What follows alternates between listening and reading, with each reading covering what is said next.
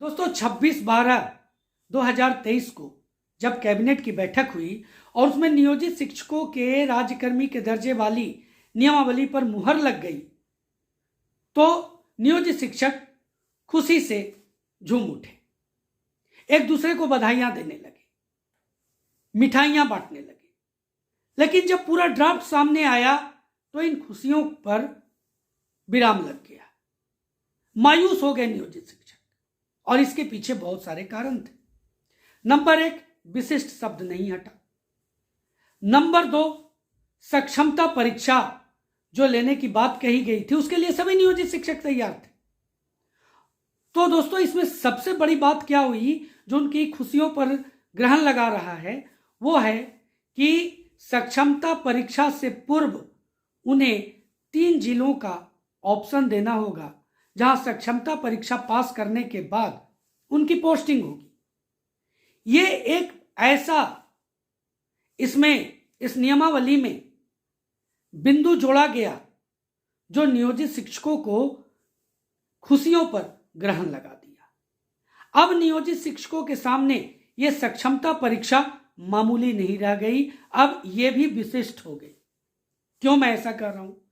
क्योंकि दोस्तों सक्षमता परीक्षा जब होगी तो उसमें सिर्फ यह उम्मीद आप जता सकते हैं कि सिर्फ पासिंग मार्क्स जो होगा वो क्रॉस करना होगा, यानी क्वालिफाइंग मार्क्स भी जो ले आएंगे वो सक्षमता परीक्षा में सफल हो जाएंगे, इसमें कोई दो राय नहीं है।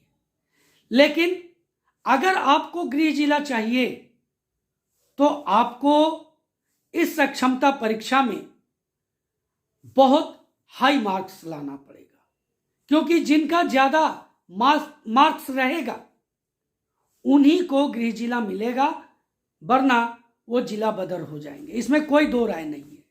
और यही मुख्य रूप से कहा जाए तो खुशियों पर ग्रहण लगने की बात जो मैं कह रहा हूं वो है। तो अब सबसे महत्वपूर्ण बात यहां पर मैं आपके बीच में जो कहने जा रहा हूं कि सक्षमता परीक्षा अब मामूली नहीं रही है, अब यह विशेष हो गई है और इसमें अब आपको बेहतर अंक लाने होंगे। अब प्रश्न उठता है यह सक्षमता परीक्षा कब होगी, कितना समय है आपके पास? नंबर 1। नंबर 2, सक्षमता परीक्षा का आखिर दोस्तों सिलेबस कैसा होगा, कौन लेगा, बीपीएससी या बीएससीबी? साथ ही साथ अब आपको इसकी तैयारी कैसे करनी है, क्योंकि आपका ज्यादातर समय जो है वो विद्यालय में गुजर रहा है। आपके पास तैयारी के कम समय बचे हुए हैं, बिफोर स्कूल और आफ्टर स्कूल यही आपके पास समय है जब आप इसकी तैयारी कर सकते हैं। तो आज मैं आपके साथ इन्हीं महत्वपूर्ण बिंदुओं पर चर्चा करने के लिए इस वीडियो के माध्यम से उपस्थित हूं। मैं आज आपको बताऊंगा कि सक्षमता परीक्षा कब होने की संभावना है, इसका सिलेबस क्या हो सकता है और साथ ही साथ आपको इसकी तैयारी कैसे करनी है। तो चलिए एक एक प्रश्न का उत्तर समझते हैं। आगे बढ़ने से पहले चैनल को सब्सक्राइब नहीं किया है तो चैनल को जरूर सब्सक्राइब कर लें। दोस्तों साथ ही ज्यादा से ज्यादा वीडियो को शेयर करें ताकि बाकी नियोजित शिक्षक भी जो हैं वो इससे लाभान्वित हो सके, और वीडियो अगर अच्छा लगे तो लाइक करना बिल्कुल भी ना भूलें। तो चलिए पहले प्रश्न पर आते हैं कि सक्षमता परीक्षा की क्या है संभावना, कब होने का आप उम्मीद जता सकते हैं। तो दोस्तों अगर देखा जाए तो जो बातें सामने आ रही हैं उसमें ये बातें आ रही हैं कि जनवरी के आखिरी सप्ताह यानी 21 से 28 तक होने की संभावना इसमें जताई जा रही है। 21 से 28 में आप जान लीजिए 1 to 5 का अलग, 6 to 8 का अलग, माध्यमिक उच्चतर माध्यमिक का अलग सक्षमता परीक्षा होगी, इसमें कोई दो राय नहीं है। सबका अलग अलग तिथि पर एग्जामिनेशन हो सकता है, तो इसीलिए 21 से 28 तक बात कही जा रही है। अगर इस बीच नहीं होती है तो उसके बाद दोस्तों ये कहा जा रहा है कि फरवरी के आखिरी सप्ताह में इसका आयोजन किया जाए। ये एक जो संभावना है यह प्रबल है। दोस्तों आप ये बिल्कुल भी ना समझें कि ये इसको और आगे टाला जाएगा, ऐसा बात नहीं है। क्योंकि आप देख रहे हैं विगत 3 से 4 महीनों में TRE1 TRE2 कंप्लीट हो चुका है, इसलिए आपके पास महज 1 से 2 महीने का समय बचता है। लेकिन मैं 2 महीने नहीं कहूँगा, आपके पास मैक्सिमम 1 महीने का समय है और इसी में आपको इसकी तैयारी करनी है। अब दूसरे प्रश्न पर आते हैं कि सक्षमता परीक्षा का सिलेबस कैसा होगा। आपके बहुत सारे प्रश्न आए हैं और इसीलिए मैं आपको इसके बारे में आज कुछ महत्वपूर्ण बातें बताना चाहता हूँ। देखिए, TRE1 TRE2 का जो एग्जामिनेशन हुआ वो BPSC के द्वारा आयोजित किया गया। सक्षमता परीक्षा अभी क्लियर नहीं हुआ है कि BSc भी लेगी कि BPSC लेगी। अब ये तो आने वाले कुछ दिनों में क्लियर हो जाएगा। लेकिन सिलेबस क्या रहने की संभावना है, तो देखिए, सबसे पहले मैं बता दूं, एक डिपार्टमेंटल एग्जामिनेशन है।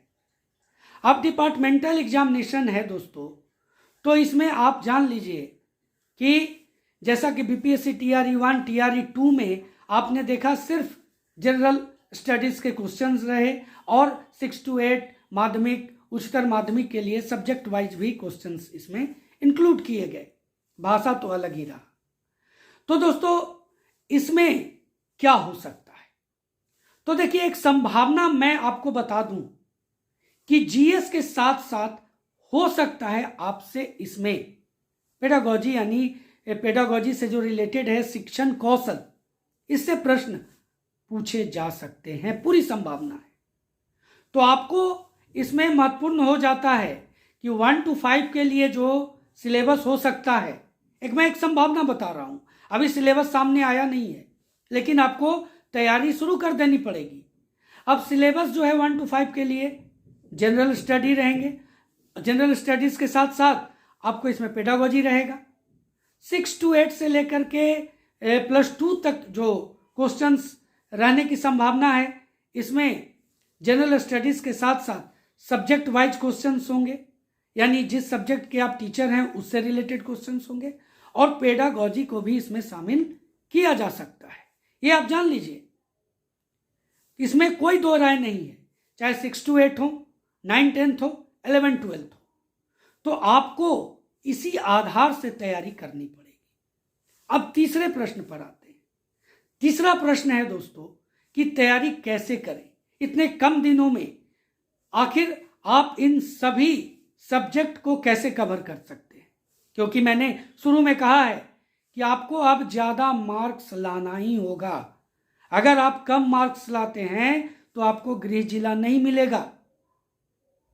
दोस्तों, बहुत सारे ऐसे टीचर, नियोजित टीचर हैं जिन्होंने BPSC TRE1 में सफल होने के बावजूद ज्वाइन नहीं किया, ये सोच करके कि उनका जिला अलग हो गया था और बहुत सारी बातें थी। लेकिन एक बार फिर जब सक्षमता परीक्षा में बैठेंगे तो उनको ज़्यादा मार्क्स लाने की बात आएगी। अब देखिए, बाद में विभाग इस बात को क्लियर करेगी कि जो BPSC TRE1 TRE2 में सफल हुए हैं, वो ज्वाइन नहीं किए हैं, तो उनका सक्षमता होगा कि नहीं होगा, ये तो भविष्य के गर्भ में है, ये आने वाले समय में क्लियर हो जाएगा। लेकिन आपको जो तैयारी करनी है, आप एक रूटीन बना लें। रूटीन बनाने के साथ आपके पास क्या समय है, मैंने वीडियो के शुरू में कहा, before school, after school, maximum आपके पास 4 घंटे होते हैं। अब इस 4 घंटे में आपको इस तरह से कंट्रीब्यूट सभी सब्जेक्ट को करना है अपने रूटीन में कि आप इस तरह से डिस्ट्रीब्यूट करें कि सभी सब्जेक्ट पर आप समान रूप से तैयारी करें।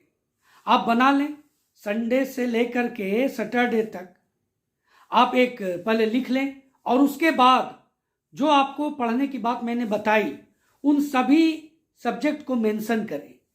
1 घंटे ये, 1 घंटे वो और 1 घंटे पेडागोजी, इस तरह से आप रख सकते हैं। इसमें आपका जो कमजोर पक्ष है उस पर ज़्यादा मेहनत करें। इस तरह से आप इसकी तैयारी कर सकते हैं। अगर आपको मेरे तरफ से एक रूटीन चाहिए तो आप ज़रूर कमेंट करें, मैं एक रूटीन आपके बीच में ज़रूर लेकर के आऊँगा। अब तैयारी की बात है, तैयारी तो मैं करा ही रहा हूँ, पेडागोजी से रिलेटेड मैं 2 क्लासेस आपके बीच में लेकर के आया हूं बाल्यावस्था की समझ का। एक इसका डिटेल और एक इसका दोस्तों एमसीक्यू। आगे भी मैं आपके बीच में लेकर के आऊंगा। और चूंकि अब क्लियर हो गया कि सक्षमता पहले होगी, उसके बाद ही हेड टीचर और हेडमास्टर का एग्जामिनेशन होगा, तो अब जो है पूरी तरह से सक्षमता पर आप ध्यान दें और उम्मीद जताता हूं कि मैं इस पर पूरी मेहनत के साथ, पूरे शिद्दत के साथ आपकी तैयारी कराऊं। तो दोस्तों नेक्स्ट जो वीडियो होगा वो मेरा सक्षमता परीक्षा से रिलेटेड टॉपिक पर होगा, तो उसका इंतजार कीजिए। मैं नेक्स्ट वीडियो के साथ आपके बीच तैयारी के साथ उपस्थित हो रहा हूं। दोस्तों इसी तरह चैनल पर बने रहें। चैनल को सब्सक्राइब नहीं किया है तो चैनल को सब्सक्राइब कर लें, बेल आइकन को जरूर प्रेस करें ताकि आने वाले सभी वीडियोस का नोटिफिकेशन सबसे पहले आपको मिल सके। दोस्तों वीडियो को ज़्यादा से ज़्यादा शेयर करें और अगर वीडियो अच्छा लगे तो लाइक करना बिल्कुल भी ना भूलें। तो मिलते हैं अगले वीडियो में, तब तक के लिए जय हिंद।